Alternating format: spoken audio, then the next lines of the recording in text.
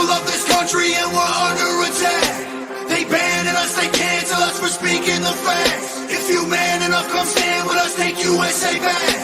And every time we pull up, all you're gonna see is American flags. American flags. American flags. And every time we pull up, all you're gonna see is American. Good evening, Patriots, and welcome to another episode of the Patriots Prayer Podcast. I'm Eddie Smith, and I'm here with my co-host, the one and only native Patriot, Maurice. Now, first and foremost, we want to wish everyone a happy Memorial Day. Today, we honor the brave men and women who made the ultimate sacrifice for our freedom. Let's remember their courage and dedication as we enjoy this special day with our loved ones. Now, tonight, we have an important and thought-provoking discussion lined up for you. We'll be talking to Joel Ellenwood, who has some reservations about whether or not Donald Trump is the best way forward for our nation. Now, here at the Patriots Prayer, we value diverse opinions and respect the Libertarian Party. In fact, I personally regard Ron Paul as one of my all-time political heroes, and his principles of liberty and individual rights have inspired me and millions of other people. However, given the current state of our nation and the challenges we face, I feel that Trump was made for such a time as this. The relentless attacks against him make us question why he is so targeted if he isn't seen as a threat to those who would oppose real American values. Right now, we have to ask ourselves, would we trust someone regarded as a friend by those working against those principles that we hold so dear? Can we be confident that they would restore American values and bring back respect to our great nation? Well, the left is engaging in policies that many of us find deeply concerning, such as erasing the distinctiveness of women, enabling the delusions of mentally ill individuals, and indoctrinating our children. Their leadership has allowed massive worldwide conflicts to occur on multiple fronts. Our enemies are gearing up to undermine the dollar, and unchecked spending is a significant threat to our nation's future. Given these pressing issues and set of circumstances, we believe the question isn't about so much who else should lead, but who else can get the job done effectively, address these challenges. If it isn't Biden, who else can the Democrats put forward?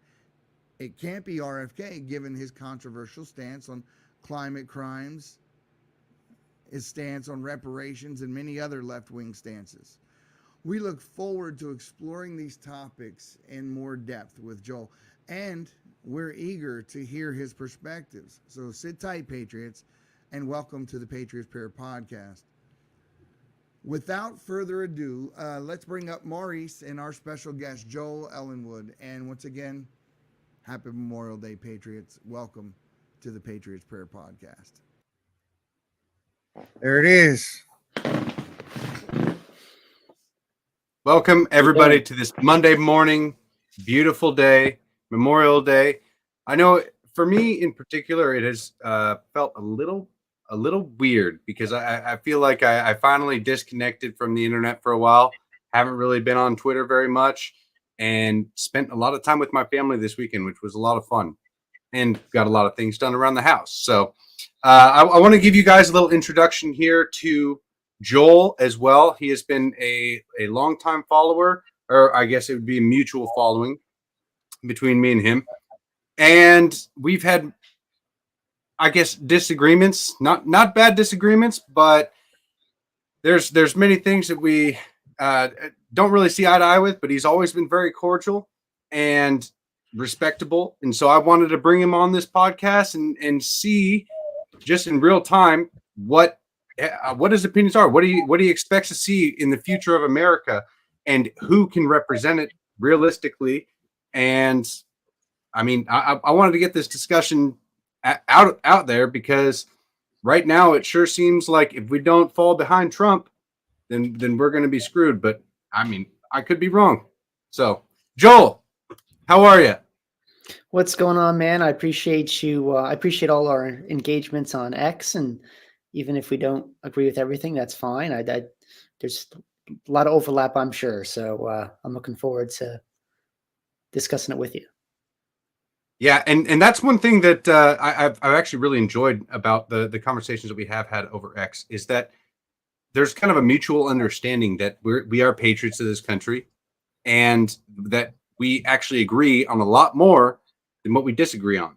But when politics comes down to the nitty gritty, right, and it gets to voting time, or I guess the build up to it in itself, that's where people really get their disagreements and dig their heels in, and then it becomes a two-party system, or my tribe versus your tribe, or just Democrat versus Republican. I don't know where libertarians have really been standing for the past I guess 20 years.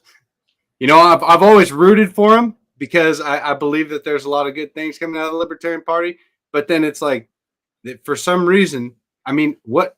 So do you define yourself as a libertarian? Well, I guess I would say I'd be what's called a small L libertarian. So there's what's the big L libertarians. Those are people who are, they're formally involved with the Libertarian Party. Maybe they're delegates or whatever. I'm not formally involved with the Libertarian Party. The majority of the issues libertarians put forth and ideas I'm aligned with.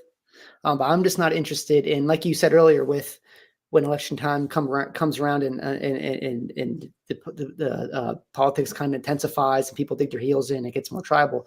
That's what I don't want any part of. It doesn't matter if it's a Libertarian Party, whatever political party. Political parties do tend to be very tribal, especially around election times. And it's a lot of emotion. A lot of politics is just inherently dishonest.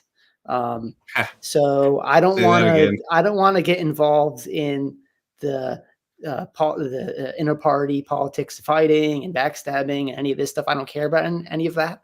I care about liberty. So I want to make common cause with people who maybe, and I tend to be just in my own life, just growing up, I've always been the person in my family or community that's been always had the opposite or different perspective as kind of the consensus. So I'm perfectly comfortable like having lots of disagreements. That's not going to bother me. I disagree with, if you want to say politically, most people on a lot of things. Like 90% of the time there's going to be, and I think disagreement's good. So that's not going to get in my way of aligning with somebody in over an issue we agree on. But so I would say, yeah, I'm probably more radical than most people in the Libertarian Party, to be honest with you. Yeah, I don't know. There's a lot of radicals there. But. I mean, radical meaning like I'm a big believer in I don't know if you know what the libertarians in New Hampshire are doing, but they basically are just trying to secede from the union. I'm a big believer in national divorce, secession, that kind of thing. So and other issues as well. But yeah, small L libertarian. But I'm from a kind of conservative Republican upbringing. That's kind of how I grew up in the environment I was brought up in. And then I just kind of developed my ideas from there through life. But yeah, it's okay if we disagree. There's nobody that disagrees more with each other than libertarians anyway. So here's the thing for me, libertarians, I've always viewed them as Republicans for the most part. There's so much overlapping values in the two party system. Well, between those two particular factions, there are some things that as far as the individual liberty side of it, that I think bar none, the Libertarian Party has a much better view on, as well as our interventionist policies. I told you Ron Paul was my political hero. All of the way that they view monetary policy and there's a lot there that to align with, and I think it's not, and I think those are also attributes of the Republican Party as well. Until you get into geopolitical discussions and in the nation building and the enormous amount of spending overseas. And libertarians, there's some things to be said about them not wanting to fund foreign countries with domestic tax dollars. Very constitutionalist stance, which I agree with. I'm all for that. I agree with. But the problem is right now they have an image problem, because now just now, literally, like, what time is it? They got RFK as their nominee. And he supports reparations. He's already said people should be locked up for climate change violations. He wants to confiscate people's guns. He wants limitless abortions all the way up until the day. I mean, and none of these things were stances that the Libertarian Party has ever taken part in. They have been strict constitutionalists. So have they lost their way? Well, again, as far as the Libertarian Party is concerned, it's a giant bleep show, if you know what I mean. So if you just said something happened with RFK just now, like I didn't before I got on here, I didn't see anything. I thought you were referring to. No, I just read that he's the nominee. Yeah, okay. Well, I knew yesterday when they were, he was nominated and then he got voted out, and then it ended up being a guy named Chase Oliver won the nomination as of yesterday. I don't know if anything's changed since then. I didn't see that.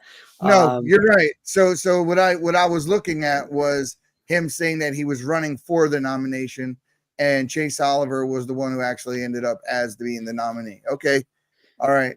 Score one for you. I literally thought it would be like throwing their whole party, the stance of their party, in the trash. Well, fair enough. I mean, there's many people making that case just based on the current nominee. Who again? I don't know enough about that guy to. Well, there's a lot of. I don't know him personally. He's never done anything to me, but he's not someone I would be personally aligned with. I'm not going to be voting for him or donating any money to him. Like I said, he's never done anything to me.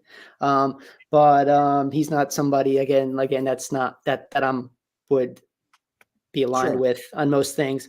But the Libertarian Party, again, it's kind of a good example of why I don't want to be formally involved or attached to a party, because then I don't want to be responsible for have to defend any such decision, like defend the nomination of a certain person, and things like that. Now, I know one thing, what a lot of libertarians are focusing on when it comes to RFK is, and this is the issue they have with Trump and Biden, is the COVID regime. So the best for me, RFK is best on, big pharma, kind of the vaccine industry. And that was a kind of a weak spot for Trump, was Operation Warp Speed. Mm-hmm. And so that's a big deal for a lot of libertarians. So that's where kind of some of the attraction would be. So while RFK, as far as most of his ideas, I mean, he's big on the pushing the climate change stuff, the gun grabbing. He's willing to entertain authoritarianism for the climate, which leads me to believe that his values are compromised, and that all that would need to happen is he would just need to be convinced of some catastrophe, and then he'd be worse than Trump being because they wouldn't come at RFK with a man-made virus like they did with Trump, right? They wouldn't do the same thing. They would explain this great catastrophe to RFK, and then he would be the first one to be like, well, I guess it's time to be an authoritarian because we need to save the planet. And to me, that's just like you're showing a weak spot and compromising your values for something that, I mean, I'm sure he's read more on it than I have, but I have no idea how he is so convinced that the world is going to end because of climate change, or something kind of like that, where he would believe that authoritarianism would ever be the right way to fix it. Well, right, and we have, and just, I mean, with basically any catastrophe, and we saw it with COVID, and we can go back down through history, and even it'll be even worse with the climate changes. It's okay. Everybody wants government to do something. It's like, oh, we got to lock down the economy. We got to print lots of money. We got to institute all these measures. Everyone's looking for the government to respond. And that's when the problems start. And I can only imagine it'll be on a magnitude of, I don't know how much worse with the climate lockdown. So yeah, I can definitely see, that's a good point. I definitely could see him kind of embracing, and I believe he said even before, like, denying climate change or something, like this, like jailing people should be a crime. Yeah. So basically, They yeah. should go to jail. So there for it is right there. So just even asking a question or, speaking out against it, so when the time actually comes, it's, I could see at the end of the day, regardless of what people say, generally, once they're in power, they use the power of government to enforce their kind of agenda. So that's just, and that's going to end up being the case with climate change or whatever else with RFK. You actually brought up a really good point there when you said that, when you go back through time, people were calling for government to do something. I think that was one of the things that made me most nervous about 2020, the government lockdowns themselves, because and this is why I kind of give Trump some leeway on this. Right now, obviously, he needs to be his stance on the COVID vaccines. I mean, really, I don't know. I don't know who's telling him what to say, but I don't know why he believes in those so much. But the reason I give him some leeway is does he still? That's the question. Does he still believe it? Yeah, it's tough to say. I know that. I mean, I don't think he said anything for a couple months on the vaccines. Well, actually, he just tweeted about a month ago about it. But the reason I give him some leeway is because of how many people absolutely lost their minds and were calling for tyranny back in 2020. That scared the shit out of me, because there were so many people around my area. I live in Washington State, right? It is a very left blue kind of.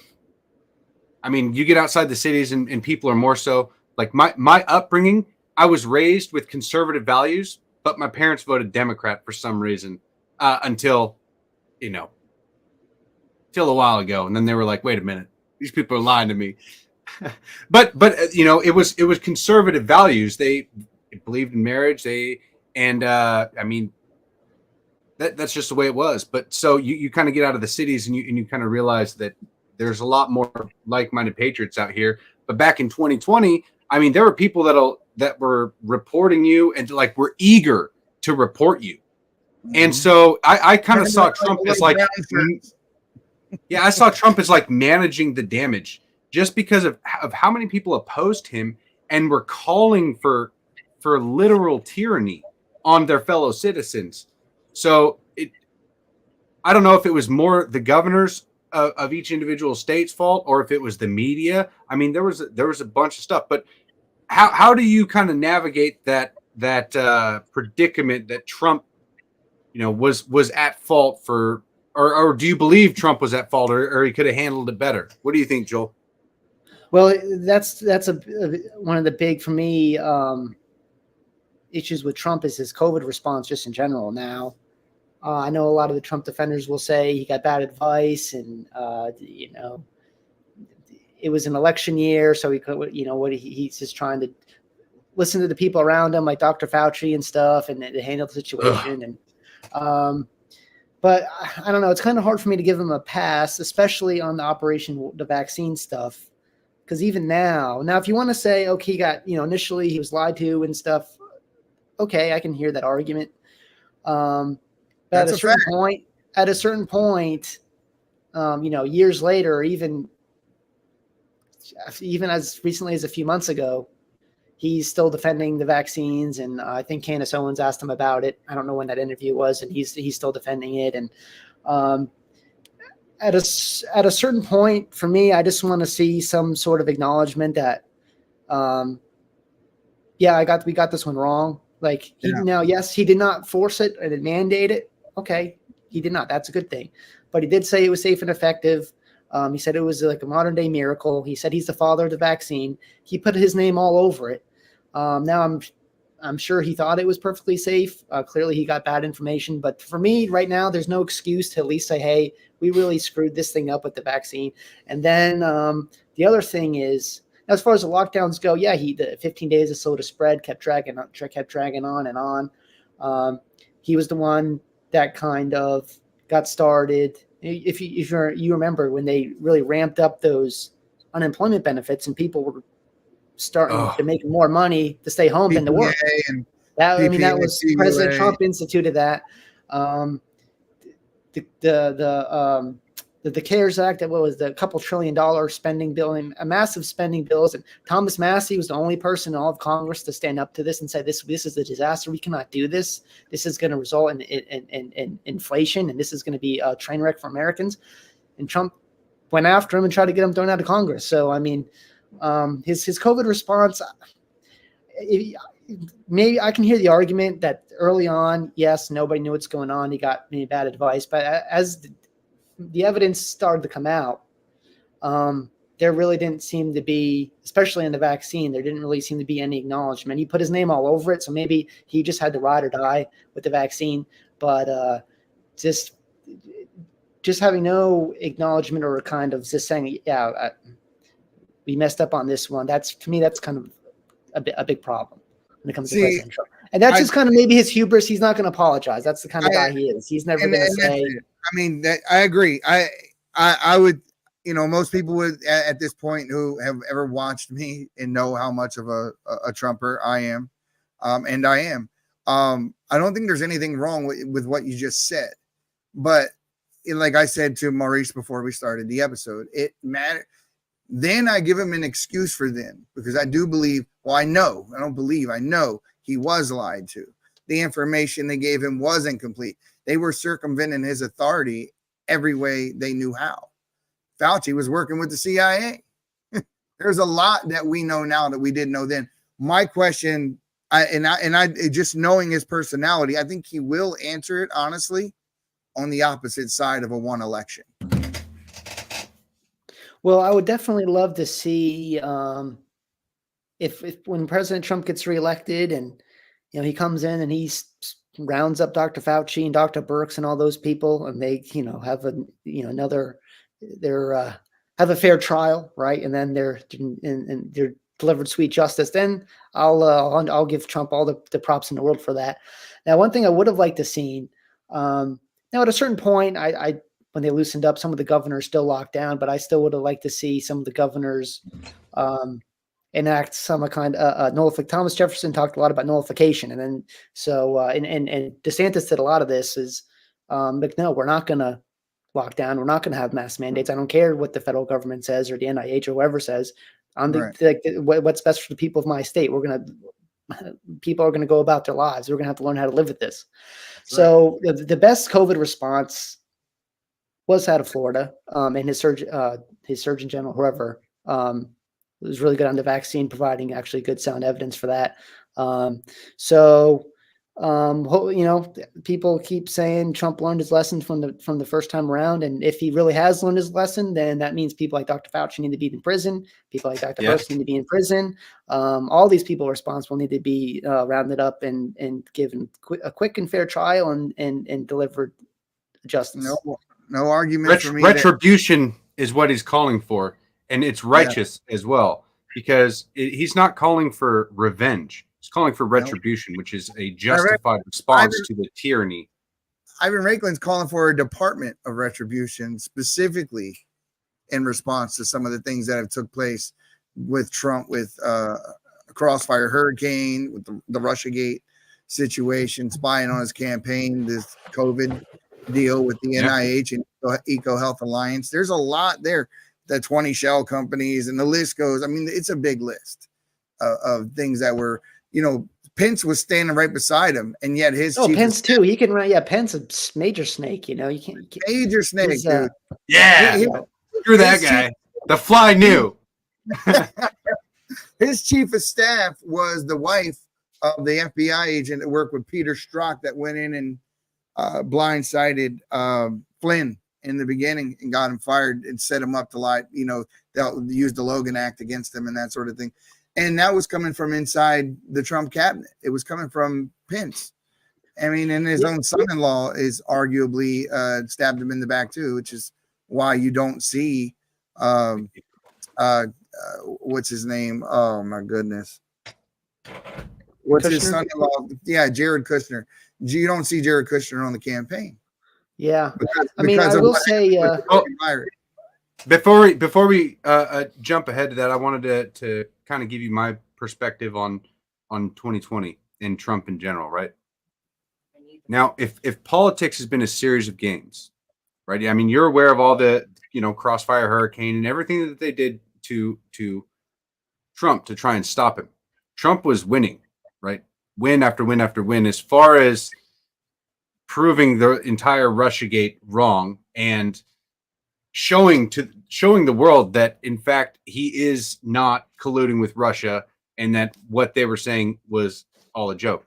Now, I feel like they finally found a weak spot in Trump's, I guess, confidence, right? So he's been a germaphobe his entire life. And it seems like that kind of played a role into him kind of playing into this, not just the vaccine, but a lot of the mandates themselves. Is that he was defeated on this, and I think it was a strategy that they employed. And not only was he defeated, publicly, but it allowed for the unconstitutional mail-in ballots in many states that happened in 2020. So, I mean, this was a part where instead of Trump being the authority, which in every time he's been the authority, he's beat the media and the deep state, right? But when he started appealing to authority and letting Fauci or Mike Pence, lead the COVID response, that's when he kind of lost control, because they finally found a piece of Trump that they could attack and make him feel, maybe stupid, or, where he kind of did many times take a step back, and he would let Fauci go, up and speak about all the crap that Fauci was saying that entire time. He kind of appealed to authority instead of being the authority. So I feel like he got defeated back in 2020 in that respect, and I hope that he's learned from it. But I don't know how that seems like the weak point that they really targeted, and they were successful. That was the only successful hit against Trump that I could really point out, over the 4 years that he was in office. Yeah, and I think maybe the other thing to that too is it being an election year. They kind of have his backs up against the wall, so it's just kind of like, well, it's just kind of we've never been through anything like this before. Fauci's considered one of the experts, and maybe Trump didn't like Fauci, so maybe the thinking was, okay, we're in an election year, we can't have this much upheaval around COVID and the quote unquote health experts. So we'll just ride this out. I think I can survive it and get reelected, and then maybe make some changes. Didn't work out that way. And that's just kind of the thing, is that's probably the biggest blind spot for Trump, is his just who's around him. Yeah. So when he started with, and he's just kind of the architect of his own demise in that way, because like we talked about Pence, and then you have he's bringing on the CIA director Pompeo, and then you got Fauci and all these other people, and all people who stabbed him in the back. Yeah, stabbed him in the back. He listened to him, but and just kind of my thing is, oftentimes the defense of Trump is, for a lot of the decision making, is, well, he got bad advice, he had bad advisors, and we've seen how many people he's hired and fired and all this kind of stuff. That's just kind of his MO. But then if it's always the fault of the advisors and the people around him, he's the one ultimately that's got to make the call. So if every bad decision he makes is because he got bad advice and was lied to, well, then he's not really the one in charge. He's not really the one running the country. His advisors are running the country, because he's just kind of just following their lead, and he's getting led astray. So yeah, and that's exactly what I mean with COVID and him being a germaphobe. And I mean, he's been sober his entire life as far as alcohol goes, but he is a germaphobe, and I feel like they found that one thing to where he would take a step back, and he wasn't the bull in the china shop. I mean, he crossed over into North Korea. He walked across that line, shook Kim Jong-un's hand, and I mean, that to me, that blew my mind, right? That was something where I was Saudi like, king. holy shit. He That's put his crazy. hand on the Saudi king. You remember that? When he walked past the Saudi king and he touched him? Completely illegal. And, like you get killed for that. But that's when Trump's in authority. But contrast that against Obama, who went to the Middle East, donning a dashiki and a headdress and kneeling and kissing the king's ring. I mean, this is I mean, a good litmus test, for a leader versus, I believe Obama's behind a lot of the things that we're dealing with right now. I mean, it's his. I believe he's the real president. I believe that I lay that whole Ukraine situation at Obama's feet when he told him to disarm and we'll be there we got your back every step of the way. Don't think that NATO and those guys weren't already planning these things well in advance of what happened, because Donald Trump asked the key question, and it's one that everybody should be asking even right now. What is the purpose of NATO? Because if you answer the question legitimately, you'll find out there is no more purpose for NATO. There is no more USSR. So that whole Red Scare thing, that's over. So what they're doing is trying to make it to where, oh, well, he's got territorial ambitions and he's trying to take this and trying to reform the USSR. So it seems as though NATO has a reason to still exist as a governing body. And it really doesn't. And we end up just fitting the bill for most of it anyway. Something like 90% of it comes out of the pockets of Americans. And that just shouldn't be. It shouldn't be. We shouldn't be involved in nation building. We should not be having all these interventionist policies. We create power vacuums like the one that was created with ISIS when we went into Iraq. I don't know about we. It's a lot more of our intelligence agencies that have been. It is. Mm-hmm. But it's still representative of our country, not necessarily of always the people of the country. Because Iran, I mean, it's the same thing. They have the Islamic Republic, and they're not necessarily the voice of their people. Most of their people are not like them at all. And the other one is the Palestinians and Hamas. The difference between them is a lot less than the contrast between most countries in the Middle East and their governments, because most of the people in Iran are very educated and they don't agree with their government, or most of the people in Palestine do agree with their government. See, I think that this is a big part, or at least that we're all in agreement here. It's like, don't spend money overseas. Stop the intelligence agencies from regime changing. Stop bombing everybody. Yes, my gosh. I mean, really, Obama in chief over there. Drone bombed so many people. But I mean, like I said, I think we're in agreement. I think we're in agreement in that. Joel, I'm curious as to who, if you had a dream team president and vice president, you have any idea who you would, if you had the ultimate power right now and you're like, all right, it's time to put two people in office and I got to decide, who would that be? Hold up. Before you answer. Oh, let's go to break real quick. So here we're going to play the new Smoking Gun Coffee commercial. Here we go, guys. Born in the coastal plains of South Texas, Smoking Gun Coffee is founded by combat veterans that know exactly what a cup of coffee needs to taste like. Run by father and son, each coffee bean is perfected, roasted at 500 degrees, and cooled with a Gulf Coast breeze. Smoking Gun Coffee hand makes and bags each ounce of coffee for maximum customer satisfaction. With every purchase, 10% goes back to organizations that help veterans and local communities. That's Texas made, one bag at a time. To find out more, go to www.smokingguncoffee.com. There it is. And Dragon, he told me that he's waiting on his smoking gun coffee right now. And Yeah. so I told him we got some special bags being made by the Let me write that Smoking down. Smoking Coffee gun guys. coffee.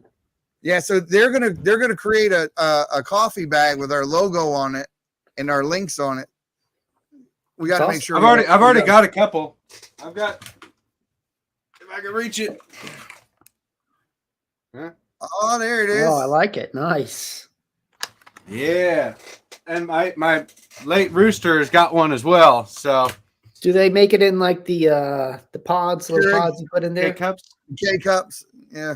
Yeah. Yeah. So they Don't have them on mind the site. We don't have a unique label. You guys, we did have them on the podcast a little over a week ago. It's down in the Rumble channel. Scroll down a little bit. 4 days. But on Memorial Day, it is one of the more appropriate sponsors to have because, I mean, obviously it's a father-son veteran company. One of them is still currently serving. They started making coffee quite a few years ago. I started partnering with them for a couple months, and they became a sponsor of the page. Sorry, sounds Is like that my the kid's upset ambulance? about something. But I heard the ambulance. Sounds like my kid's upset about something. But Exactly. you know, hey, it's the life of a parent, man. I hear you. But yeah, they donate a lot of their profits to veteran suicide prevention.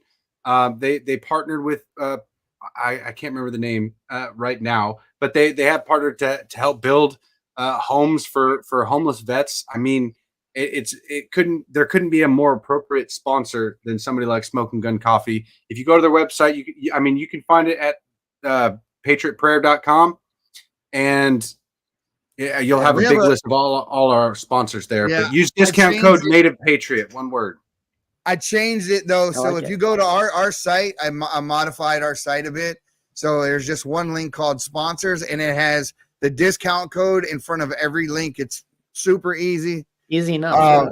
Yeah, it's all super easy. I retooled the whole site to make it a little more, easier on the eyes and less links.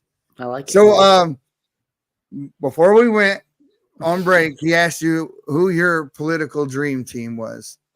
So I'm curious. All right, so I'm gonna give you my honest answer. It may seem like a cop-out answer, but this is how I really feel. But then I'll actually provide two, because I may not answer it the way you want, but I'll give you two people after I give you mine. So as far as who I'd pick, like I personally don't care per se who the president is. I try very hard to live in a way where like I'll like whoever the president is isn't going to change how I live my life. So me personally, as someone that believes in decentralization, I wouldn't appoint anybody. I would just sign an executive order to abolish the federal government or something. Like I wouldn't. I don't have any like two people. I'd be like, man, I really love to see that person as president right now because it's not going to change anything. What I'm doing. But just to answer your question, I'll give you two names, just people I really like respect. I'd probably make Thomas Massey president and then like Ron Paul vice president or something like that. Oh, Get Ron Paul in there. Okay.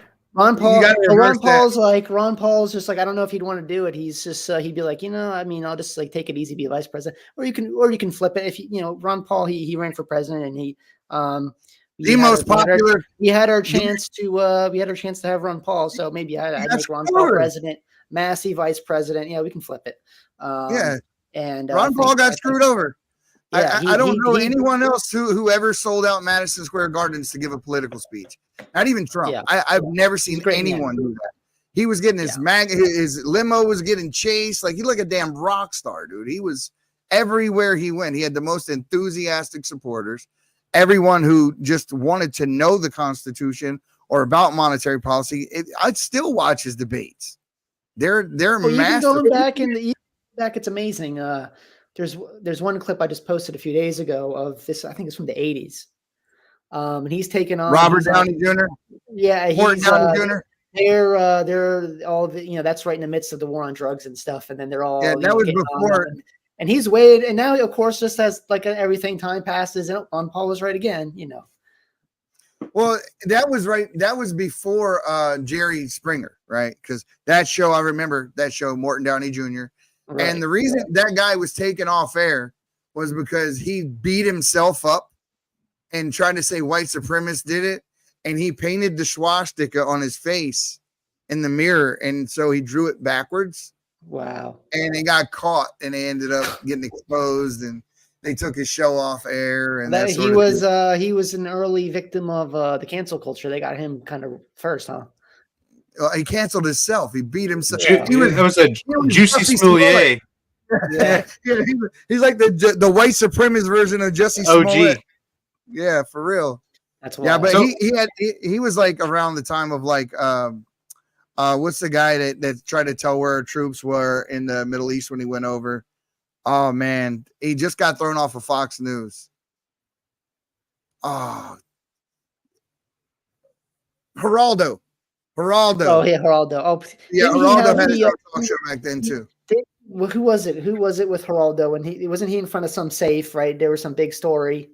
Al Capone's. Yeah. Oh my, that was he's got a. And he got beat up by people still on air. But Geraldo actually got beat up by white supremacists live on his show, whacked straight in the face with a chair. It's awesome. Wow. It's awesome. Dude, this guy is so stupid. He went over to the Middle East during Desert Storm back in 93. And so he's streaming live on TV, right? They're in the middle of a war, right? And he leans down on the ground and he starts drawing in the sand where their position is. Where they're at. Jeez. He's a genius. And he's still on TV. He's still on TV. Yeah, but they pulled him out of the Middle East. He can no longer be just like a career ender. It's like you're done. Yeah, like you shoot out of polite society. You're gone. Well, the thing is, the media loves dumb people because they don't want those people to think. They want them to repeat what they think needs to be said. Just like politics, I guess you fail up just like in politics, right? So it's like you say, you do what you're told. It doesn't matter how wrong you are, how stupid you look, but if you do what you're told, you get rewarded and you go up the chain. So, but I do disagree with one thing you said earlier. You said whoever was president would not affect how you do what you do. We only have 1/4 the amount of expendable cash that we did 5 years ago. Not even 5 years ago. So how often you do it is definitely affected by who's in office. Oh yes, there are a few things that, of course, like it's not going to be exactly the same, but the benefit of, and on my X profile, my kind of motto is there's nothing new under the sun. So I like to read history. I love Austrian economics, and I like to kind of look back on things. And so I'm just operating under the assumption that and the inflation is going to continue because that's a bipartisan thing. It doesn't matter who president is. It is functioning exactly the way it was designed to. The dollar is going to be debased regardless of who the president is. Ever since you can just look since central banking has started, we've had inflation, but since the Federal Reserve itself, how the dollar has been debased. We know the wars are meant to be continuous. The war machine is going to go on and on and on. I think one of the reasons they didn't like Trump because he was ending those wars. Well, he certainly had a plan to get out of Afghanistan. Then he had issues in Syria. Then he continued what was going on in Yemen. Unfortunately, he was lied to about Syria. The general Lindsey Graham. Then again, we're getting in. It's Trump was, they bamboozled Trump again. It seems to be a thing. He's always being bamboozled by his advisors. But he really was. And it wasn't just that he's falling back on that as an excuse. Because I'll give, I'm an accountability person.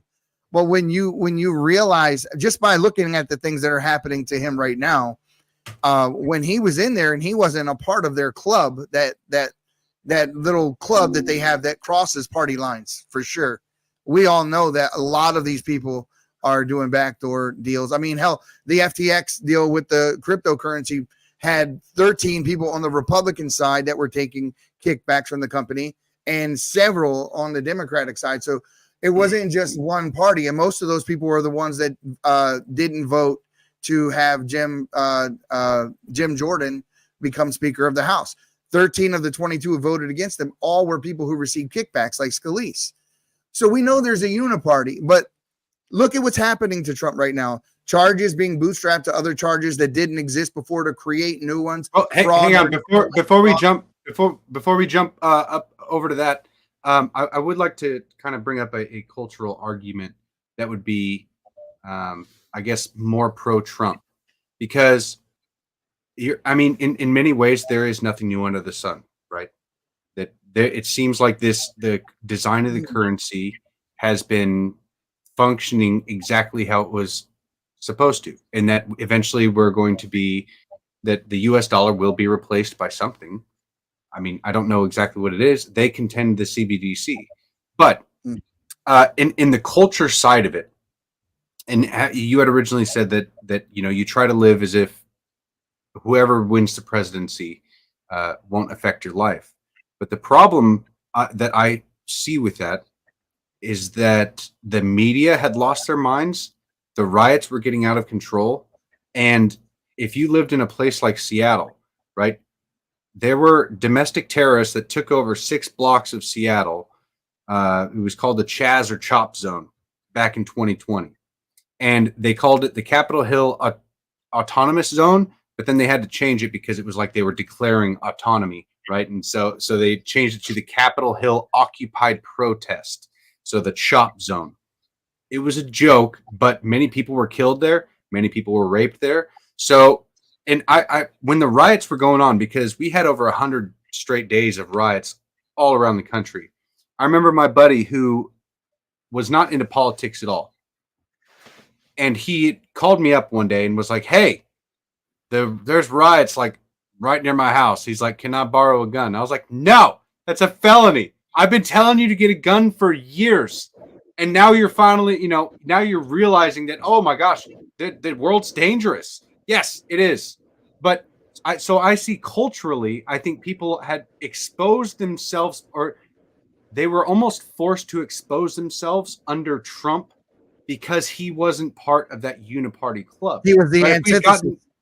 Yeah, so if we had gotten somebody else, then that uniparty would have been able to function the way it's always done under Clinton, Bush, and then Obama, and then Trump was like a wrench in the gears that exposed the media.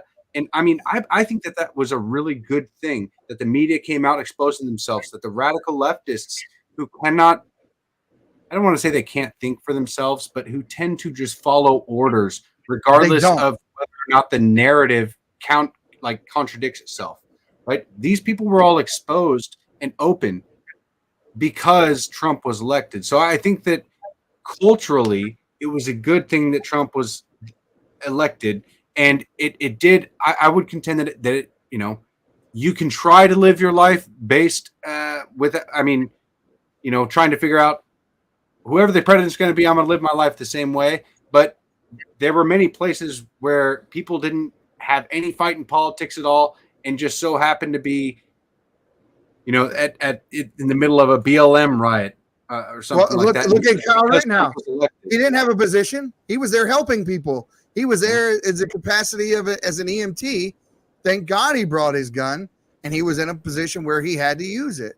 And look what they did to him. It was irresponsible. Yeah, fair enough. I mean, the one thing I will say President Trump did very well is he just kind of, I guess you could, I don't know when it all started officially, but Donald Trump did do a good job of demonstrating how much corporate media lies, and how they're basically just demons. I put Fox News under corporate media, but just leftist media is generally very corporate media. They hold opposition. Yeah, they posture. They pretend to be conservative, and they walk right up to the line and stop. Yeah, he did a good job of that, and he another thing I like about President Trump is he definitely riles up the right kind of people. You know what I mean? So the perfect example is on election day, that one famous GIF of that one girl just like screaming into the heavens when Trump's getting elected. Oh, right? yeah, so he brings that out. He brings that out to the left, right? So now you can see, you start to see again who the demonic, creatures are, because they start living like it. Now, as far as the people, what went on in Washington and stuff, I mean, Again, like I'm not from there. But just living under the idea there's nothing new under the sun and just reading history. Okay. So I'm from a blue state originally. I live in an area now, thank goodness, where I can defend I'm not going to be like in New York, where you basically, if you defend yourself, it's criminalized. So if they can take away your guns, if you use them for self-defense, they're going to come after you.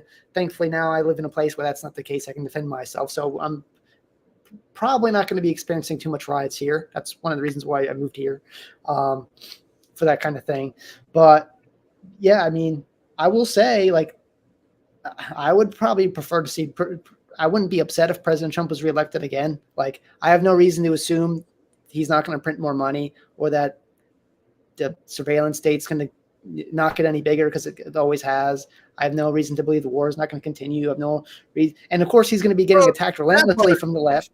He's going to be attacked relentlessly from the left. So there's that too. But he is the most entertaining, which is a good thing, person ever to be. Like, there's nothing really more I enjoy than a Trump press conference. Like, I could watch a Trump press conference just for or a speech just for hours. It's the most entertaining thing. Yeah. So just for that factor alone, even though I'm like a small L, I don't identify personally as like a libertarian, even though I have a lot of libertarian tendencies. Like, I'm not going to lose my mind if Trump's the president. There's a lot of things I'm going to look forward to, especially the entertainment factor and how he's going to, the media's going to lose their minds. The leftists are going to lose their minds. And I think that's a good thing. We need to see who these people are. We need these people coming out of the woodwork. You can see who your enemies are. So yeah, we'll just see. Have to see. So I got one more break to go to a sponsor. I'll come right back to you guys in just a second. Have you noticed the ever-alarming 400,000 cell towers that have gone up in the United States alone? How about the electronics that reside in every room of our homes and Wi-Fi that runs 24/7? 5G cell phones are carried in our pockets hours on end. Common complaints are ringing in the ear: sleep deprivation, palpitations, headaches, memory loss, and so much more. Redemption Shield is on the cutting edge of offering products that protect your family from electromagnetic and microwave radiation. From Faraday bags, earthing bed sheets, Wi-Fi router covers, hats, scarves, bed sanctuaries. This will not be going away anytime soon. We will continue to see only faster speeds, 6G, 7G, and more exposure to EMF than any time in our history. Start protecting yourself now. Go to redemptionshield.com and get grounded and shielded today. Use code PATRIOT and save 10%. So guys, right now they're running a special of 20% off on Memorial Day. And if you use the Patriots prayer code, you get 10 more. So if you go to Redemption Shield right now and you buy using code Patriot, you get 30% off of whatever it is you buy today only. So I was just told that by the guys at Redemption Shield, passing that good information on. So I'm glad to hear that you're not necessarily against Trump. I didn't know what to expect, to be honest with you. And because, listen, and I feel very strongly about this because it's just a fact. And it may be, if you disagree with him, that it does put you between a rock and a hard place, but it doesn't make the statement nonetheless true. If you're not voting for Trump directly, or you're voting for a third party, you're literally voting for Biden at this point. There's nobody else that's going to win that election. It's either going to be Trump or Biden. Well, of course, yeah. There's only two. We live in a duopoly, right? They're only given two choices, right? Like someone I really, I don't know if you know who Michael Malice is, but he's someone I respect a lot, and he says, if you're only given one choice in an election, that's supposedly tyranny, but if you're given two choices, that's freedom, right? So I reject the duopoly, and I don't agree with, if I don't vote for Trump, I'm voting for Biden or whatever. If you vote for Biden, you're voting for Biden. Now, I would say in response to that, if you vote for a vote for Trump is a vote for, and if you vote for Trump, I'm not saying you're responsible for this. I'm just saying as a response, like it would be like if I said, if you vote for Trump, then that's a vote for lockdowns and Operation Warp Speed and trillions of dollars of printing and Julian Assange getting indicted, and things like that. So if you vote for Trump, I'm not, you're not responsible for any of those things, but those are things that President Trump did as president. Again, I am not going to be upset if President Trump gets reelected. I'm kind of looking forward to it, honestly. I'm not going to be upset if Joe Biden gets reelected. I'm not saying Joe Biden's a good president. He's obviously not. He has no redeemable qualities. But I can't control at the end of the day. And honestly, Joe Biden, I'm not going to sit here and say Joe Biden honestly got 81 million votes. So even if you did vote for Trump, you probably ended up actually being a vote for Biden, just how they did the last election. Because there's no way that guy got 81 million votes. I don't know how. See, this is why we need libertarian vote as well. But allegedly, YouTube. At the same time.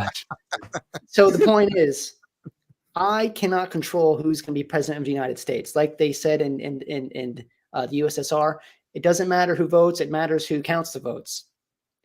So I can't control at the end of the day who's going to be president. I'm not going to be voting for President Trump. I'm not going to be voting.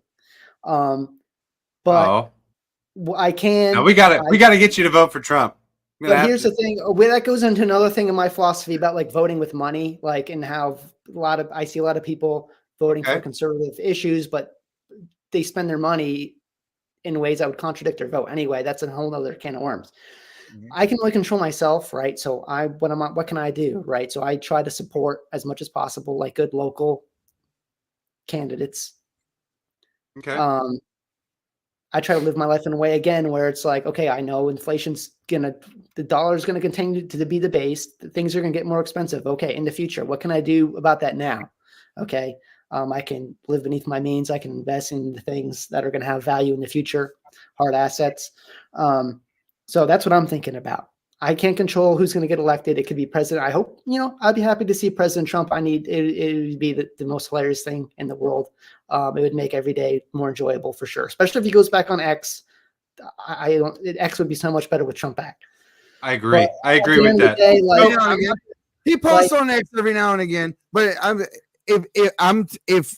don't know, everyone just give me a yes or an agree if you're in the chat and you agree with this statement. But if Biden wins this next election, there's no way back for the United States. I believe in national divorce. America was founded. Every state was a sovereign entity under the Articles of Confederation. But perception is power now. People have forgotten their national identity, and they don't know these things.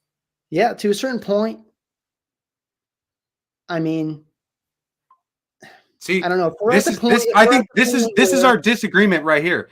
I believe that we just found it right here, because it's not so much about policy or about even really Trump, right? I'm a hopelessly optimistic person, right? It sounds like you're a little bit more black-pilled. No, absolutely not. You will not find anybody more positive than me. Ask anyone that follows me on X. I'm so fired up and positive about the future, because guess what? I believe in God. I cannot control anything that's going to happen in the future. Okay, it's out of my hands. If the world ends tomorrow, it's out of my hands. See, right there. You can't. I don't worry about anything because I have no control. The pursuit, we talked about this. Me and Maurice talk about this. I know in the short term we lose. I'm a Christian. I believe every prophecy in that book.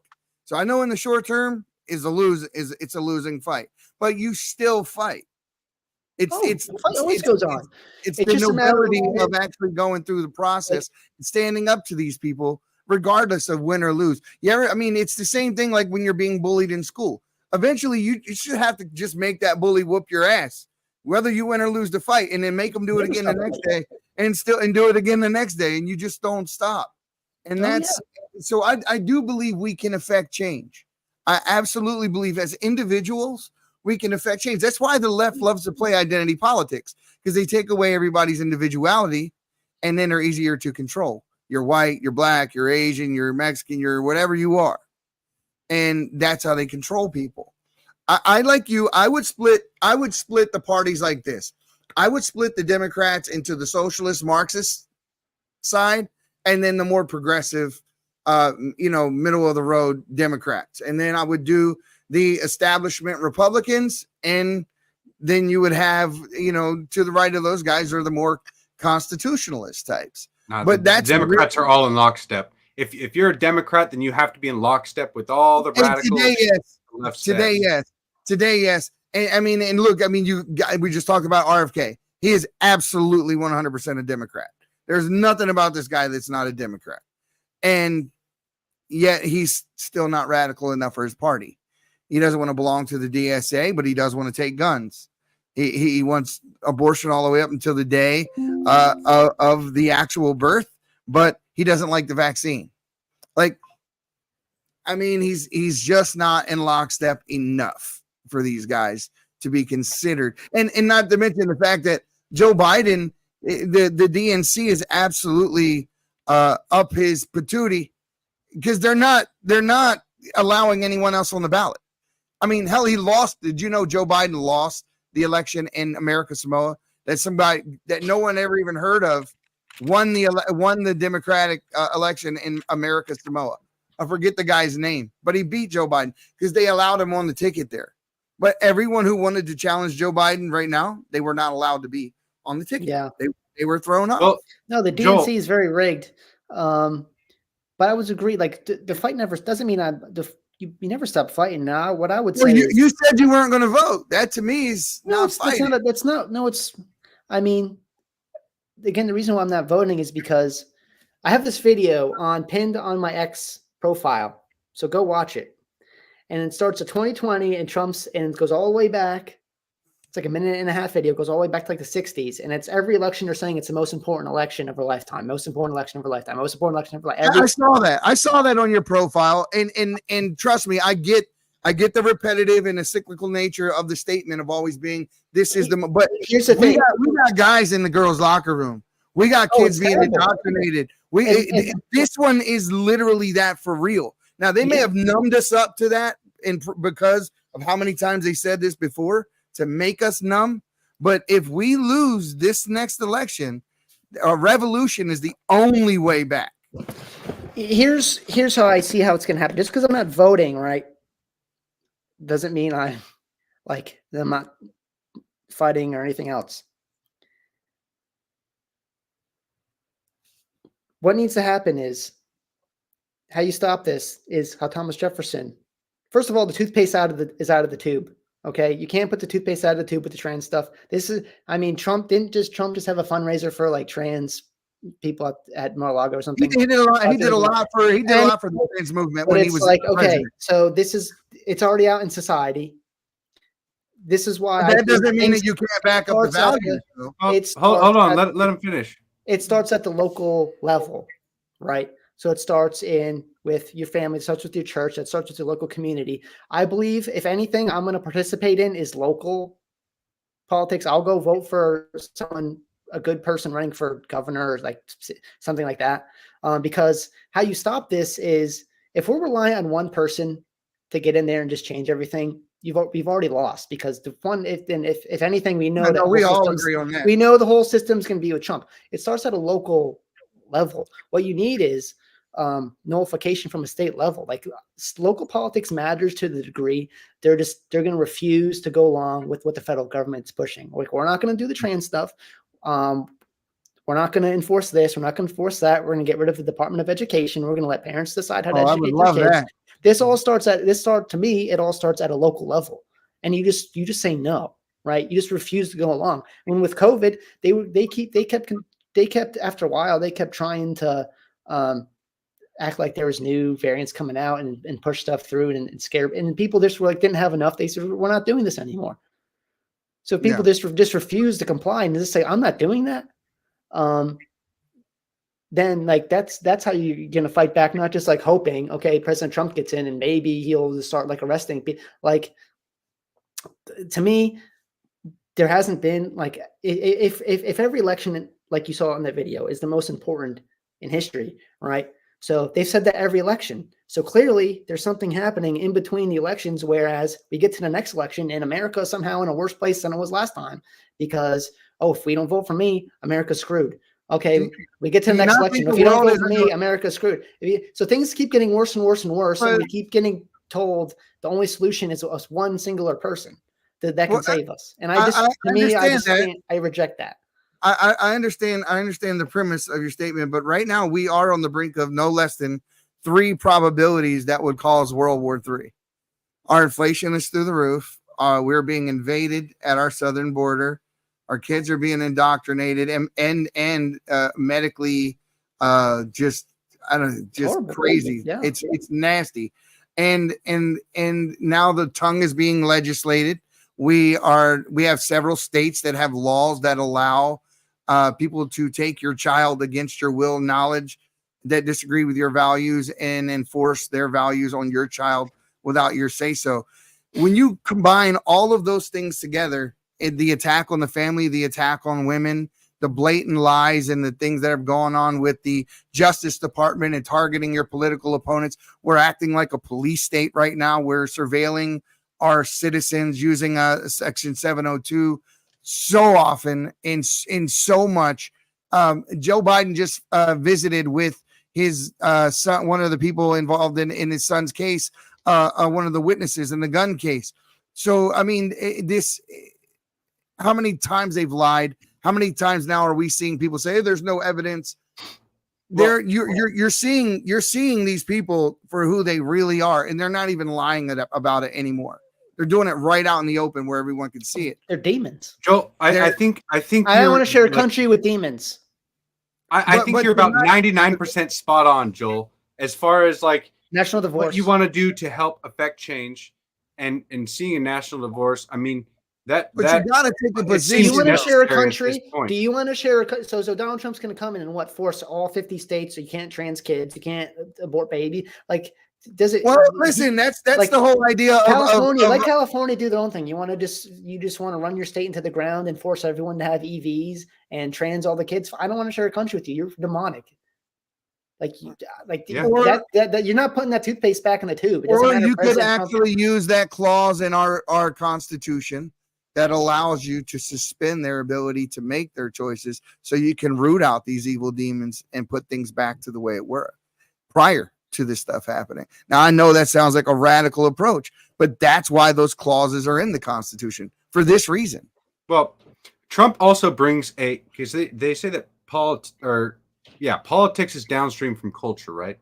And I actually believe that Trump has kind of a reverse effect on culture itself, right? He's able to bring out forms of patriotism from the citizens, right? At least that's what he represents that for me. It's actual patriotism, love for the country, and doing what you can for the country. Because what you talk about as far as doing what you can for the local level, voting with your dollar, going to church, right? Understanding that our rights stem from God, not from agreements by man, because they have a government title, right?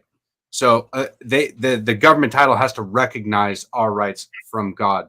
So, I mean, those are all things that I talk about quite frequently on X, as far as don't put all of your faith in Trump. Now, you should vote for him, but don't put all your faith in him, because there's so much more that you need to be doing right now. You need to be voting with your dollar. Okay. You need to stop spending money on stores that actually hate your guts or want to undermine you, right, or giving it to politicians who have just given you lip service. I mean, it's time to really start supporting actual patriots and understanding who your neighbors are and who you can support. So starting at the local level is absolutely true. You need it. You need to get married. You need to have kids. Okay. That's the only way we're going to continue this on. You need to be able to do that, but you should also participate in the electoral system as far as voting for President Trump, because I think he has an effect on culture to the point that will change our future, right? Because Biden has like an anti-American effect, right? I mean, he talks shit about America constantly, and he kind of lays that on Donald Trump. He's like, nationalism's bad, and I can't even read his tweets because I know that they're not from him. So, I mean, that's clear as day. That's for sure. But, yeah. But I think that Trump is able to help bring out some form of patriotism, and courage is contagious. That was one of the things that we really lacked back in 2020 is courage, standing up for your country, for the values. And now that people are seeing other patriots standing up, I mean, that's really important. So being out there and bold and saying, hey, you guys, I'm voting for Donald Trump in 2024. I mean, that's important. People need to see You that. waited this whole damn podcast to pull out that hat, didn't you? If You waited a whole hour and 10 minutes. If President Trump follows through with his dude. promise that he made at the Libertarian National Convention and he commutes Ross Ulbricht's sentence, hey, well worth it, right? There's actually a lot of libertarians that are going to be voting for Trump because just for that one issue, like what he said, he's going to do it for the memes, man. I just for the memes. Oh, and the memes, just because I honestly like, again. I just read Chase Oliver's positions on a lot of things just while we were talking. I tried to beef myself up on his position. He doesn't sound very libertarian to me either. Yeah, there's this like he's against the war. There's this thing. There's this like kind of joke where it's like libertarians. All libertarians do is they just argue about what a real libertarian is. That's huge. And so that debate never ends, and it's definitely has not ended now. But I'm definitely not one. I'm definitely not one. I'm one for having autonomy over oneself, right? Which is the main stake of libertarianism. Just, I have my own liberty, my body, my choice, that sort of thing. As long as it's your body, and that's where it ends. Like, so I would stop that at abortion, right? Yeah, I mean, abortion's murder. I mean, it's you're taking human life, and yeah. But as far as like Ron Paul, like back in the we were talking back in the 80s, where he's like, yeah, I mean, if an adult wants to consume something, like they're only hurting themselves. Like they're not hurting you. There's no reason to wage war against them and put them in a cage because they put a plant in their body that whatever big tobacco doesn't approve of, they're lobbying all the Congress people to whatever, make it illegal. So it's like, yeah, but yeah, when you're killing a baby, like that's not. Why did the mafia? You're taking a life. How did the mafia become so rich? How? It was alcohol. When prohibition was the law of the land, it allowed for criminals to create criminal enterprises to grow to the level that the mob was able to grow to because there was prohibition. I mean, it's how we got the Kennedys, right?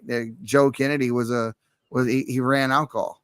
And, it's, if you really look at it from that perspective, all we're doing right now, and I'm not saying that I agree with cocaine, heroin, all these drugs or anything like that, nor would I agree with doing them.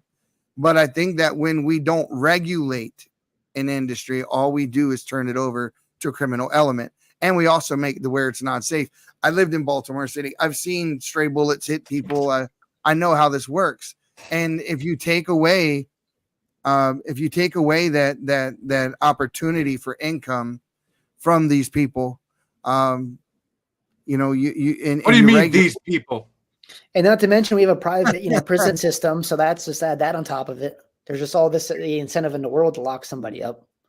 Yes, and it gets so much money from the federal government and the bureaucracy, and every prison is its own township, and as a result, everybody in the prison is labeled as a dependent. America's the land of the free, but we have the largest prison population on earth, so that's always just been a weird kind of thing for me. As far as but imagine how many more people need to be in there, and that's just being honest. Like, we're putting the wrong people in prison. Like people that are like trained, doctors that are training kids need to go there right away. Everyone that locked down, lied about, Dr. Fauci and all those kind of people right away. All the war pigs in Congress, throw them in there right away. Let out all the nonviolent offenders. Ross Ulbricht doesn't need to be in prison. There's a guy named Dexter Taylor from New York that got arrested for the crime of, his Second Amendment rights. Oh yeah, he's in Rikers Island. He got robbed. All the January 6 people don't need to be in there. Well, they won't. They won't. And the Proud Boys leader will be coming out. There's a lot of people that are in prison that don't need to be, and of course all the there's people in New York and stuff. And how do you feel about Derek Chauvin assaulting people on the streets? Huh? Derek Chauvin, prison or no prison? From what I see, he seems like he probably got over prosecuted for the political elements, but he probably should be in prison. Seems like a scumbag. I'll give you the So- scumbag, but That's not a reason to throw somebody in prison being a scumbag. Okay, that's when the not a coroner's reason. report when the coroner's report came back and it stated that that George Floyd didn't die due to him kneeling on his Right. neck. So that's what I'm That's- saying. It seems like he was over prosecuted, right, for the political element, all the emotion around. It goes further than that. When his So- appeal was denied, he was stabbed by a federal informant the same day. I mean, I'm not necessarily a pro police person, so, but with that new evidence, he's definitely was like, again, there's a lot of politics that came into it. So, I don't have a great was answer mob for you on that justice. one. Yeah. seems I'll like it. I'll give you the answer. It was mob justice, right? So I've always been like not a strong supporter of police. I understand why they're necessary, but you have to be very careful on giving them any leeway, right? Now, from what I saw, because I watched that entire trial, there were no accusations of racism. It was proven that his knee shifted from his back to his neck several times. Could he have been more caring? Yes, he could have. Did he kill George Floyd? No. Not beyond a reasonable doubt. There's virtually 0% chance that he actually killed George Floyd. Mm-hmm. Right? Fair enough. And the fact that the media was able to twist this story, and that just the other day we had just endless amounts of people, George Floyd should be alive today. Never mind the fact that dozens of people, including black people, were murdered during the George Floyd riots. Okay. And I mean, billions of dollars worth of damages, but they're going to talk about George Floyd. What about David Dorn? Okay. What about the ex-cop who was working as a security guard for a pawn shop and got shot in the chest and died on the street at, believe he was about 77 years old, for going to check on his pawn shop, and some low-life thug shot him in the chest. Why aren't they talking about David Dorn? That wasn't justice. And he was clearly murdered. Now, it wasn't like George Floyd chewing on a speedball behind a wheel and then going into anaphylactic or whatever that's called, overdosing on the street with a cop on his back. He ate a bunch of fentanyl while he was in the back of the cop car. And they know this because they found half-chewed tablets on the ground of the cop car, the floor of the cop car.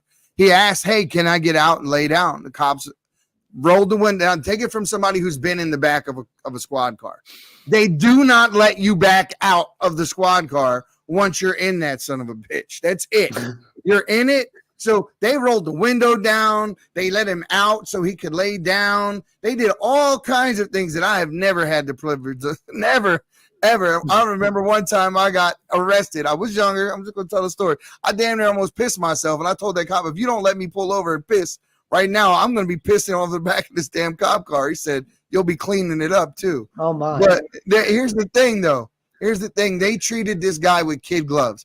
What Derek Chauvin did was heartless. He kneeled on his neck, yes, and he did it for an extended period of time. And I think from a common sense point of view, that most of us would say, okay, it was a little excessive.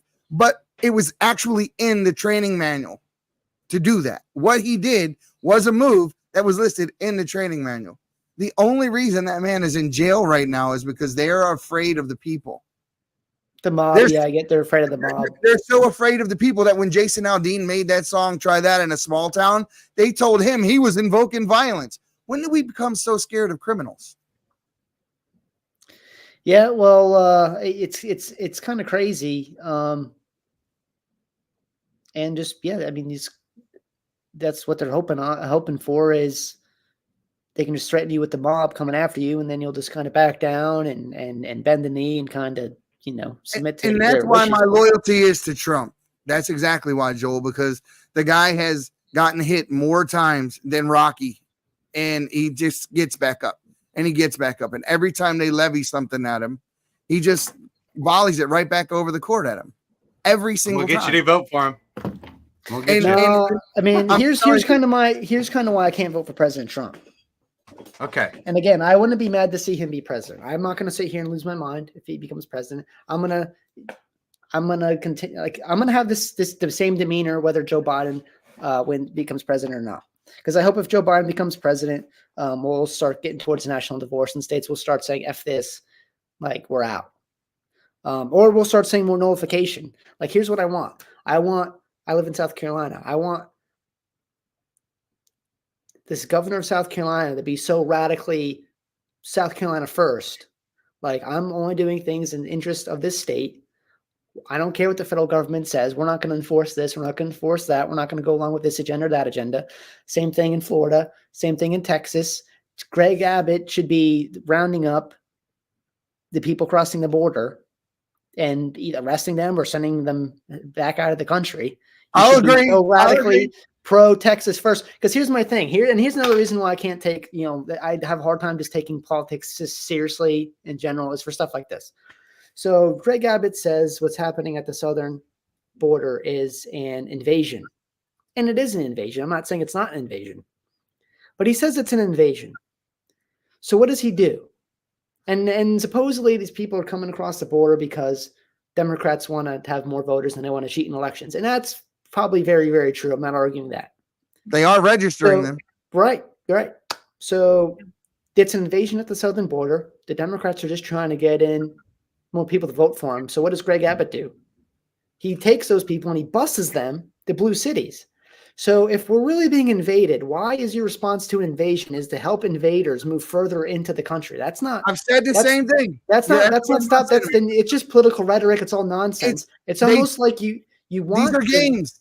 They do these games. It's like you want to run on the border being open, so you just leave the border open. It's like, well, you don't really care about the border. You don't really think it's an invasion because you're helping the invaders move in further into the country. It's a political trick. I remember this mayor that went in and sat down in front of a school board and told them that he had enough evidence on them for exposing their children to pornography that he could put them in jail or they could all resign right now. And it looked like that mayor was really getting in their asses and he was setting them straight. But what he was really doing was giving them a get out of jail free card because he should have still prosecuted. So yes, I understand sending them further into the interior makes it look like he's giving the big, middle finger to whatever blue state he's sending them to. But the reality of it is that he's sending people further into the interior of the country instead of sending them back. There's aiding and abetting the invasion. If Greg Abbott was really Texas first, they should have a governor that just tells Joe Biden to F off. Like, I mean, we've had many examples of this. Like, sanctuary cities. The tariff of abominations in South Carolina almost seceded. They're like, we're not paying it. They wanted to ratchet up these high tariffs, and states were like, we're not paying. During the Whiskey Rebellion, like George Washington implemented that whiskey tax, and the frontier people said, we're not paying this. Eventually, Washington sent the army in to crush them, unfortunately. But we're not. You can Joe like if Greg Abbott really cared about Texas, he wouldn't leave the border open. He does this virtual signaling. Yeah, we put up some razor wire. If you really thought it was an invasion, you would stop it. And he's not stopping it. He wants to blame Joe Biden. He go, we can't do anything because Joe Biden says we can't. To me, that's not a good excuse. You're the governor of Texas. Texas is supposedly, they're the Lone Star State. They fly their flag the same height as the American flag. They used to be a country. They talk about Texas. Well, if you care about Texas, enforce your own border, and don't just like blame it on Joe Biden. Like just Texas first. Amen. Lock this thing down. That's if he really thought it was an invasion. That's what he would do. But. Yeah, I agree with that. You can't fundraise on open border if you close the border down. So I just want playing politics versus like actually doing something. And acknowledge Dragon McGroin, who just became a monthly subscriber. So thank you, brother. We really appreciate you, big time. So sorry for that. I love to acknowledge that kind of stuff when people do that. It means a lot to get support like that. But yes, listen. There are a lot of people who virtue signal and they come across as if they're doing the right thing for the optics of doing the right thing. But if you actually look at their actions and say, do they look like the actions of someone that meet, the rhetoric? Do the actions in the rhetoric, qualify one another? And it doesn't. And it absolutely doesn't. But this is that rhino mentality, that look, that uniparty thing that we're all talking about. And the only way that I see to fight the uniparty directly, the biggest opposition to the uniparty in recent U.S. history, period, has been Trump. 100% it's been Trump. And I mean, now I throw other people in there. Like, I think MTG, I think Matt Gaetz. I was very sad to see MTG didn't vote to get rid of Kevin McCarthy. I was very sad to see Lauren Boebert didn't do it either. But Byron Donalds, Matt Gaetz, Jim Jordan, Chuck Grassley, Comer, there are some pretty good America First. Thomas Massey. Thomas Massey is the most America First person in Congress, hands down, to me, bar none. Just time and time again. He just put forth the end the Fed bill. The end of Fed bill. Time and time again, he's literally the only person like standing up to stuff, and he gets targeted. Trump targeted him. AIPAC targeted him. And he keeps standing strong. To me, he's like the only like person I can look at, like this guy, like actually 100%. Isn't like taking lobby money. He doesn't have, he cares about his constituents in the United States. And he demonstrates that time and time and time again. And when I think of America First, I think Thomas Massey every single time. But Thomas Massey doesn't have the kind of support that Trump does. That's my big thing. It's like Trump is the only one who can actually rally support. And I personally believe that it's going to be incredibly difficult for the Democrats and the deep state to win this election, regardless of how, regardless of whether or not they try to cheat to win. I have faith that the support for Trump is bigger than that. And like I said, I'm an eternal optimist. I want to change the culture by making it more patriotic, getting it away from this woke crap, because eventually if people get married and they have kids and they go to church and they do things that are beneficial not just for them but for their family and their community, eventually if enough people do that, then all of a sudden we have a great country. That was one of the things that I'm failing right now to remember. I think it was Benjamin Franklin who said that it had to be a good moral people. Oh yeah. That it had to be a good moral people in order to maintain the republic. And we've clearly lost that. But at the end of the day, I think you're right. You can only do so much. You can only control what you can control. So I say you vote for Trump, and that's just number one, because I believe that he's gonna help at least shift the culture back. If not for the policies, vote for the memes, because there's gonna be great memes coming out of this presidency. Oh, I'm gonna be cranking the memes out. Don't worry. I'm gonna be Yeah, absolutely. I got plenty of Trump memes you probably won't like. So don't look at all my Trump memes. I do. I like them too. I get a little bit petulant. You play a necessary role. I like to be a little bit petulant and press people's buttons. Like I don't hate President Trump or anything. I have my many issues. Well, we're hoping to have a good conversation with him here coming up in about 2 weeks, 3 weeks. Oh yeah, it's awesome. But just because I don't believe in political solutions, and I don't, because we can every election through history, and somehow we're at this point where supposedly America's on the brink of collapse. So what's went on in every other election where we got to this point? So the nature of politics is it's very necessary for people in office or running for office. Of course, Trump's big on the rhetoric. It's okay, you don't vote for me, then we're going to lose our country, right? So there's an inherent need in politics to stoke fear, and there is an element of truth. That's absolutely true. You have so many people on the left that are literally members of the DSA. They're openly seditionists, and they hold office. 100%. But then my issue is with President Trump, like a lot of the stuff that gets complained about, he played a role in. Like he said he's going to drain the swamp. Well, he comes in, he hires people like John Bolton. John Adams. He hires Mike Pompeo, former CIA director. Bolton was only there a few weeks after he was there and was gone. He did big time warmonger. And Julian Assange gets indicted during the Trump administration. And Julian Assange is trying to expose the swamp and all the illegal activity going on. And of course, he's already made his position on his clear with Julian Assange. He's made it clear already. He's made statements about Julian Assange already that are favorable to Assange being given pardons. I hope he gets pardoned. I hope Edward Snowden gets pardoned. I hope he follows through with his promise. Now here's my ideal Trump. I'll give Trump all the props in the world, right? If he's like, okay, I'm gonna basically, like I said, he's just gonna go in and just round everybody up, all the bad actors in the deep state, all the war pigs in Congress, Hillary Clinton, all these just evil people who've just done nothing but sell Americans out. If he just starts rounding them up and throwing them into the gulag, throws them on Rikers Island or something. If he starts a prison colony somewhere on an island and just ships all those people out there, then I'll be a lifelong Trump supporter. But I mean, hold up. With that right there, why would you? So would you feel guilty at all if Trump actually started doing this stuff and you didn't vote for him? You know, it's like, no. We have to participate in the system we were born into at some point. Like we're supposed to have faith in the American system. I know that there's a ton of corruption, but there's 250 years of tradition of voting as a republic, right? We're supposed to have a representative voice, and that we should, even at the national level, have our voice represented, right? Now you're saying all these good things about Trump, and the possibilities are there. If he did all those things. Yeah.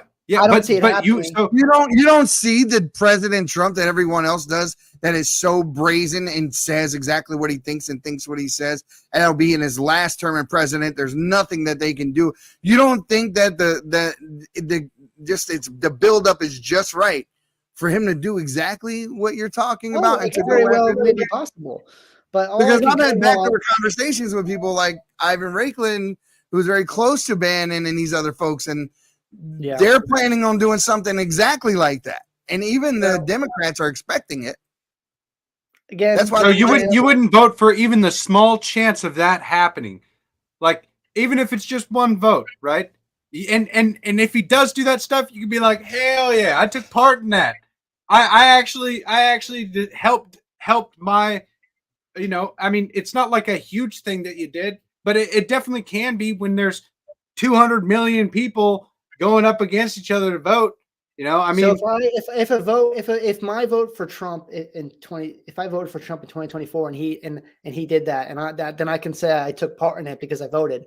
If you voted for Trump in like 2016, does that mean you took part in like indicting Julian Assange, in all the inflation, in him renewing FISA, the lockdowns, the COVID vaccine? You see what I'm saying? So at the end of the day.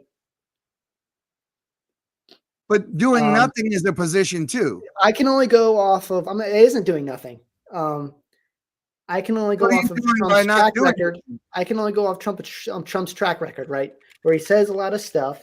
He says a lot of stuff, and it's hard to tell when he says not a political Santa Claus, but he did follow through on most of his promises. But I mean, he promised he's going to get rid of the national debt. That never happened. He spent more almost in 4 years. And listen, okay, I know you're all Trump people. I'm not like a Trump voter, MAGA person. I believe in liberty. I don't believe government, a different person taking charge of the federal government, who we have the largest government in the history of the world, the largest employer in that you were born into, the federal government that I was born into. And I love this country. I don't love our government. And amen to that. Our government, and just, putting another person in charge, a different person in charge of, well, he's not a different person. He was there before. But again, there's nothing new under the sun. Like the spending is going to continue. Donald Trump spent a lot of the inflation we're experiencing today. Trump contributed towards. It wasn't new spending. It was spending to restore the things that the previous office holder. We have the COVID. We have all the COVID spending. Our military by 40. Hold on. Obama cut our military by 40%. He was disarming the United States while everybody else was arming up. Our oil reserves were damn near empty. When Trump got in office, the cupboards were literally empty, and he had to fix everything. So a lot of that deficit spending, which I don't like either, a lot of that deficit spending were things that he had to do to rebuild our military. Now, the other stuff like the overseas money and the stimulus and that sort of thing, I do think was wasteful. I do, because I don't think anybody did anything good with a stimulus check. I don't think it helped anything. All right. As we close out, I just want to finish with this. Now, this is not me wrapping all of your political ideals, but this is actually one of my favorite verses in the Bible. Okay, this is Revelation 3:15. It says, "I know your deeds, that you are neither cold nor hot. I wish you either one or the other. So because you are lukewarm, neither hot nor cold, I'm about to spit you out of my mouth." So, I mean, that's the New International Version, which is a little bit different than what I usually read. Right, but it's the same- I mean, same the main point, yeah, the main point is just you're down for Trump doing these things, but you can also say, well, yeah, there's a flip side. He could do bad as well. So, I mean, yes, everybody can do bad, but I argue that inaction can be just as bad, if not worse, than action. So, Yeah. the fact that I have my mind made up and saying, okay, this is what I want, and this is what I'm going to portray to the culture as to what I want. I want the Patriot candidate to win, right? I want Trump to win, to do these things, and you can voice those things and say, he needs to do this, this, this, and this. And if not, I'm going to be pissed off, and then we'll have different problems, right? But it's good to demand that, and I think that I mean, you listed all these good things about what Trump can do, and it's all a possibility. So, I mean, I think that alone is worth the vote itself. In just saying that, hey, I want this shit to happen, so I'm putting my name out, and like you're actually participating in it and saying, I mean, it's voting with your dollar, right? Where you spend your money. But I mean, with this, you're just actually saying these are the things that I want to happen, and maybe, I mean, we got a couple thousand people watching the show, and you could turn someone who's on the fence into a believer and saying, you know what, this libertarian Trump idea is actually brilliant. And then more and more people will start demanding, because you never know how far out that ripple you make is going to travel, right? I mean, it's a possibility on each and every podcast that we do that there could be one clip that would just blow up and go viral. Right. So you never know exactly how much influence you're going to have, because it could be next year that it'll go viral. And they'll be saying, look how stupid this guy was when he thought that Trump was actually going to be doing these things, and he locked us all down again. It could be that. I hope not, because I'm hoping for other things. But I believe that if you assert yourself and you say that I want Trump to do these things, that I believe that has more of a positive impact than saying I'm not going to participate in voting because it's a broken system. It is a broken system. We're born into it. You got to play the game. And I mean, unless you want to advocate for a revolution itself, which I would hope nobody would actually want that to start off. I mean, maybe apart from the demons themselves, but this is what we got to do in order to move forward as a country. So, it's time to be hot. Sometimes I'm red hot. That's the idea behind infinite zeal. I'm red hot and fired up. People that know me know that about me. And I would say, just because I'm not gonna participate in a federal election doesn't mean I'm lukewarm. I understand exactly how dangerous things are, and how there's a lot of evil shit going on. A lot of if you're given the choice, which you are, Trump here, Biden here, you have to be able to say which one of these two are better for our country, instead of saying that I recuse myself from this decision, because are you responsible for the lockdowns? Are you responsible for all get what you're saying? Are you responsible? Are you responsible for but you're answering the question with a question. Operation Warp Speed. I'm asking you a plain and simple question. You have a choice, A or B. Do you not want to make an A or B choice? See, that's the thing. That's the thing with duopoly politics. It's you're given A or B. I'm not going to be given a false choice and told like I have to pick A or B. I believe in liberty. I think the federal government is one of the biggest evils that's on this earth. We have the most ungodly monetary policy in the Federal Reserve system. You're not going to get an argument from me. I mean, and if we keep participating in this, we're just perpetuating the same things over and over again. I believe in liberty and freedom. I'm going to do everything I can. I support people. Here's another thing why when people, believe me, I get the lectures all the time about voting. I'm used to it. and I get lectures from a lot of people. I'm not voting, blah, blah, blah. But I see people who most of the people I know are generally conservatives, Trump supporters and stuff. They're pro-life, they're conservative. They go out and vote for a conservative candidate. But every day, every other day of the week, every other day of the year, they're giving their money to companies like Disney, very they're pro-abortion. You want to say woke, pushing Evil. the trans stuff. Starbucks, very pro, donate money to abortion clinics and stuff. So it's like I don't do that. By smoking It's like good coffee. you're people that want to vote for a conservative leader or someone they think is conservative or someone that's pro-life or whatever. But you spend all your money and time supporting company. I'm not saying you, but just people in general. No, we push a parallel economy all the time. Parallel economy, and so it's like community. Get involved in your community. Well, then we just had that Some discussion. farmers, church. So, Stop giving money to these these corporations that are basically just arms of the federal government that hate. We just had this talk the other day with Tammy Cuthbert Garcia on the show, which they're arranging a co-op system throughout the United States, so people know where to go buy. Yeah, you can go buy your chicken, eggs, and from actual people that are doing it, as opposed to going to the grocery store and getting their stuff, and supporting the corporatism that you're talking about. And I just want to make something clear.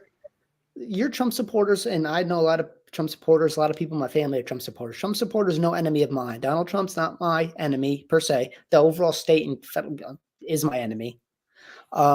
So you're not trying to take away my freedoms. You're not sending all my dollars overseas. You're not trying to take my guns. You're not trying to say I can't do things, or you're trying to suppress my speech. So, I just want to be clear, like, you're a Trump supporter doesn't mean you're like, I'm going to make common cause with people, right? I want to support smoking gun coffee, right? I don't want to, you'll never see me drink Starbucks. I'll never drink Dunkin' Donuts. I don't want to participate in the banking system. I don't want to do any of this stuff. Okay. Because it's all just all tied together and connected. So at the end of the day, I don't believe that, again, if political solutions work, then I want to be constantly told that, well, I have to vote for this person or America's going to be destroyed. Well, we were told that in 2016. We all survived to 2020. We're told if we don't do it again, well, America's going to be destroyed. This is the most important election. This is the most important election. At a certain point, if it's the most important election, then somebody should have done something to prevent the next election from being the most important election. Well, and I know it's supposedly different this time, but there's nothing new under the sun. And guess what? America is, even though Joe Biden is president, and he's one of the worst presidents in only 3 and something years in American history, one of the worst. I'm not going to say he's the worst. I don't think he's the worst. We won't get into that, but he's definitely one of the worst. But Abraham Lincoln. Don't get me started. I know all your rants about Abraham Lincoln. Talk about the greenback. Don't get me started about Abraham Lincoln. Okay. Now I'm tempted to go on a rant. I'm not gonna. All right, listen. Where was I? We're an hour and 45 minutes in, so we'll give you the last word. Okay. So at the end of the day, there's nothing new under the sun. I can't control whether you vote for Trump or not. You all voted for Trump in 2020. You can't control that. Didn't mean Trump became president, even though he probably got more votes, right? So we're not counting the votes. We don't know what's going to happen. You can all vote for Trump if you want to. Biden could end up with 100 million votes magically. I don't know. That could happen. But I can control myself. I can control how I spend my money. I can control that I'm living my values. I can control I'm involved in my community. I can control that I'm loving my family and being the best father I can be. I can control that I own guns. I can control that I have free, that I'm going to say what I want. I can have control that I'm going to be defiant and do the right thing, regardless of what the government says. It doesn't matter who the president is. If Donald Trump comes in and tries to lock us down again, guess what? I'm not going along with it. No, we're not doing this. So to me, yes, to a degree, it does matter who the president is. But as far as I'm concerned, it's not going to change how I look at life. I'm very happy to be alive. Every day is a gift. We live in a great country. We don't have breadlines. The biggest problem for us when it comes to food is, what do I want to eat? Okay. We have so much to be thankful for, even under President Biden. All the best things in my life have happened under President Biden. I got married. I had a kid. I'm going to have another kid at the end of the year. Doesn't mean Biden's a good president. He didn't have nothing to do with that, did he? He had nothing at all. But the point is, my life's pretty great. and there's a lot of evil shit going on, and we need to do everything we can to stop it. And I don't think, President Trump isn't God. He's in Jesus Christ. He isn't going to cure all the world's ills, even though he may do some good. Agreed. And if he does get elected, I hope he commutes Ross Ulbricht's sentence and follows through with that promise. He pardons Julian Assange. And it would be a great thing whether I vote for him or not. I'm going to say great job out of you, President Trump. So Okay. I'll give him major props. Last question before we head out. So you say you don't want to participate in the system anymore, but you also advocated for people. Well, to vote political, like just the political system, basically. Yeah. So you don't want to participate in that, but you do want to participate in the bottom of the ticket, right? Which is your more local reps. So how do you justify participating in the system by leaving the top blank but filling out the bottom half? Well, because it's an option given. Right. It doesn't even mean I'm necessarily always going to participate in local elections, but I do say that to the extent I will, and local politics is important to the extent they're going to nullify what the federal government's doing. So if we have a good libertarian candidate for governor or the state house or something, then I can get behind it, or like for mayor or something, they're going to nullify what the state government's doing, or they're going to nullify what the federal government's doing. And so you're saying there's a trickle down effect there? No, it's not trickle down at all. It's not you got more problems. Thomas Jefferson talks a lot about nullification. I'd encourage you to go read up about it. And like the Whiskey Rebellion, that's a great thing. I love reading about the Whiskey Rebellion, where people just refuse to go, like, we are not paying this tax, like, make us. And they made the tax man afraid again. Politicians should probably be afraid every day for their own safety. That's how you like start curing things. I'm not saying commit violence, but people in government shouldn't be like so comfortable and they can just go around stepping on everybody. So, but you still turn in the ticket, right? So you still have the ticket to vote for your local politicians. You still turn in the ticket. So you are participating in the system. But you're just not answering the top question. Right? You're not answering the number one question, which is if there is a trickle down effect. I'm way oversimplifying it for you, but if there is a trickle down effect, you got more problems for you got potentially more problems and potentially less problems. And they say that you're voting for the least of two evils, right?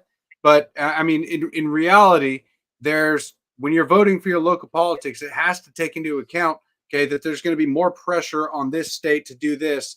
Now, so if you're turning in the ticket, you're given the choice. You're participating. Great example is New Hampshire. Well, right. I consider kind of like local. It's more like community based oriented versus like a big. Anyway, go to the Free State Project, what they're doing in New Hampshire. That's a great example of what I'm talking about. A bunch of libertarians moved to New Hampshire. They basically just took over the state. And now, there's few places more free on earth. That's how I hope it is in every, state, places like where I live, South Carolina, where you're having people with the same values coming together, making common cause, and then you go from there. Versus like, I will hope the federal government and the president comes in and just solves all my problems. Well, I want to be around people who in a community who I share values with. And I'm going to govern myself, and we're going to, go, like I said, New Hampshire Free State Project. That's the best example. I go check out what they're doing for sure. Where do people find you, Joel? You can find me on X at _Infinite Zeal. If you like memes, if you're a President Trump supporter, you may not like some of my memes about President Trump, but hey, I think you'll have a good time. I like to make jokes, and we'll have something in common we can all laugh about, for sure. Thanks for coming on the show, buddy. Oh, absolute honor. Thanks for having me. I really appreciate it. Appreciate you. It takes a lot of guts to show up to a show like this and not be a Trump supporter. I love it. No, I absolutely absolutely. I got to give you props. I'm honored. I'm really honored. Well, you want to say something real quick before I get us out of here? I really appreciate you guys. Again, I have no beef with the Trump people. I want to make common cause with people who care about family, God, community. I'm not going to be voting for President Trump. Doesn't mean I wouldn't be mad if he becomes president. It's going to be like you said, the meme game is going to be pretty wonderful. So I can't wait. Well, guys, listen. If you hung out all this time with us, damn near 2 hours, the time goes by fast when you got banner like this. It really does. But vote, everybody. I assure you, your voice is necessary. We need Trump. If we do not get Trump in office this time around, our country is not going to be. It's damn near not recognizable now. So I urge you, please do not sit this one out. We need every vote. We need to win by such a big margin. Even if they try to pull what they pulled last time, it won't matter. That's why every single one of you count. And other than that, you already know the silent majority. You need to stop being silent and stand your ground. We'll see you next time on the Patriots Prayer, guys. And thank you to the McGroin Nation for showing up. We love you guys, man. My people of this country and we're under attack. They banning us, they cancel us for speaking the facts. If you man enough, come stand with us, take USA back. And every time we pull up, all you're gonna see is a